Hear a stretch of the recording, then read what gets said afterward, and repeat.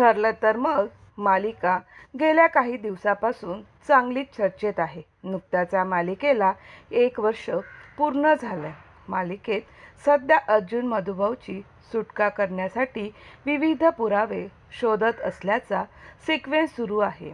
एकीकडे अर्जुन महिपतचा खोटारडेपणा उघडकीस आणण्यासाठी प्रयत्न करत असताना दुसरीकडे रविराज किल्लेदारांना एक साक्षीदार सापडतो. त्यामुळे कोर्टाच्या लढाईत काय ट्विस्ट येणार याबाबत प्रेक्षकांच्या मनात उत्सुकता निर्माण झालेली आहे.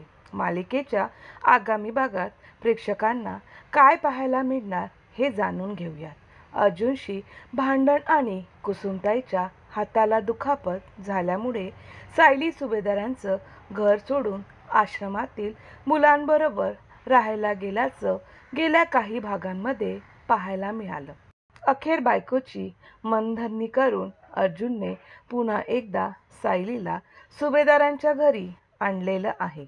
एकीकडे सायली अर्जुन आनंदी असताना प्रिया नवा डाव खेळून त्या दोघांमध्ये दुरावा आणण्याचा प्रयत्न करते. परंतु हा सगळा प्रकार कल्पनासमोर येतो. यामुळे सायली अर्जुनच्या आयुष्यात तू ढवळाढवळ करायची नाहीस अशी सक्त ताकीद कल्पना प्रियाला देते.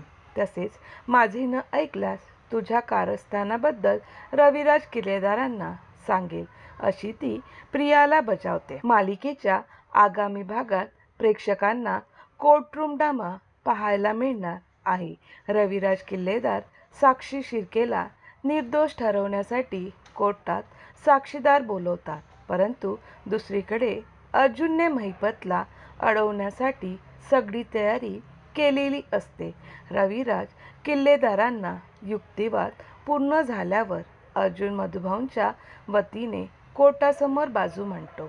अर्जुनच्या प्रश्नाची उत्तर देताना महिपतची बोलती बंद झाल्याचं नव्या प्रोमोमध्ये पाहायला मिळत आहे. अर्जुनने सर्वांसमोर खोटं ठरवल्यामुळे महिपत प्रचंड संतापतो.